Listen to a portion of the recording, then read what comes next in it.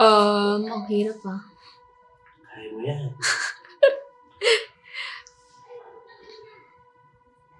Oh my God. Kasi, ako, I don't know how,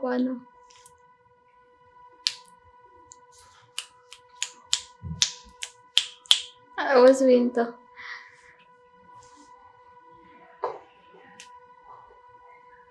Sa side po nila, maintindihan ko po. Kasi, alam ko po sa side nila, inisip nilang unfair. Kasi, sila po, sobrang hirap ng pinagdaanan nila. Tapos kami parang training. Tapos biglang salang agad sa showtime. Samantalang po sila parang pinaglalabanan pa po nila. Nag-work hard sila para makatutulong sa stage. So, understandable naman po na nagagalit po sila sa amin. Nagalit ba sila? Po, 2 beses na ako sinabihan na almost in batso. Ikaw? Okay. So, parang dahil po pinagkasabay ko yung grade 11 ko, of course school, tapos sa MNN.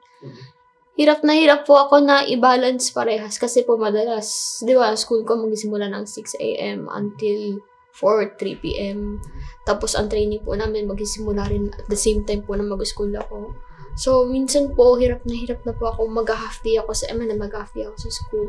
Parang pinag-hati ko na po sarili ko. Then, sa sobrang hirap na po ng pinag-asabay ko, minsan po, hirap na akong pumasok ng school. Kasi po, pag pumasok ako ng school, mag-absent ako sa MNL. Hindi ako makaano ng mga step sa mga kanta. Papagalitan na ako, sabihin na, sige, absent ka pa.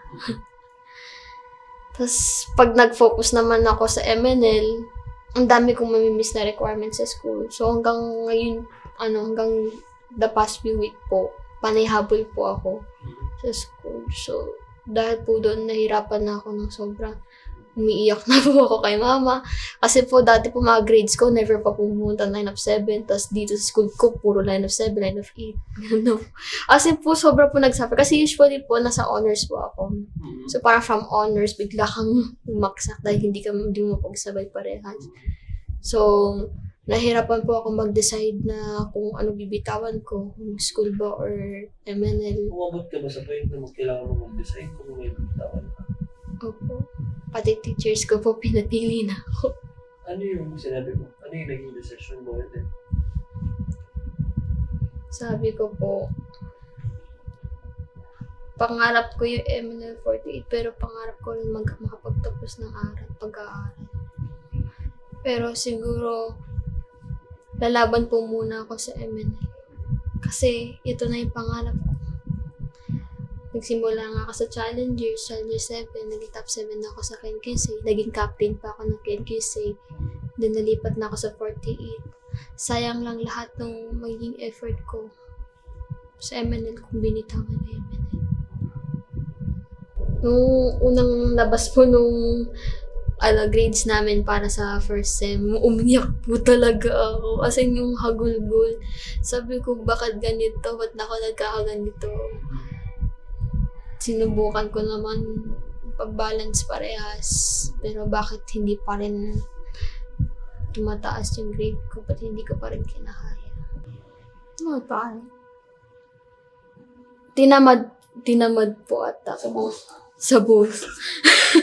Sabi ko parang sa sobrang pressure, sobrang na-overwhelm na sa mga nangyayari. So sabi ko sa sarili, bakit parang biglang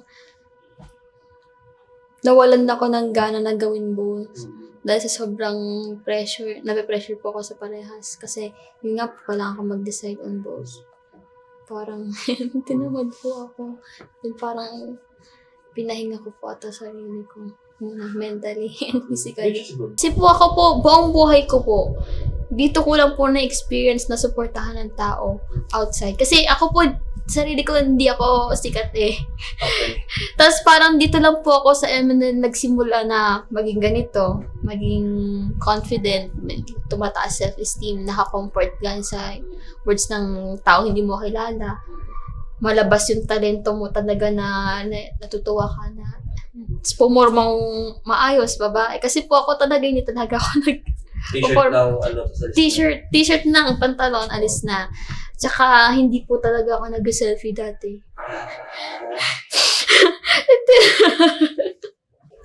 Sabi ko, bakit ganun? Parang nagpapaalam kami dito sa kantang to. Bakit ganun yung tuwing pinapanood ko, lagi ako naiiyak.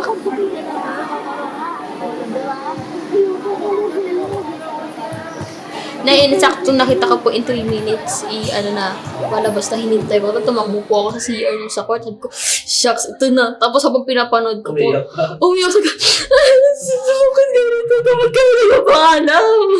Literal na ganun po talaga reaction ko. Kahit po 2 beses o 3 beses ko na napanood, same day, iyak pa rin po ako ng iyak kasi naisip ko rin po, ay, may ibang gagraduate talaga.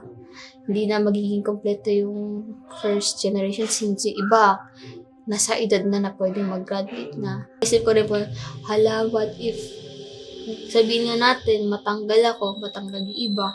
Dahil sobrang attached ka na sa kanila dahil araw-araw mo sila nakakasama sa training.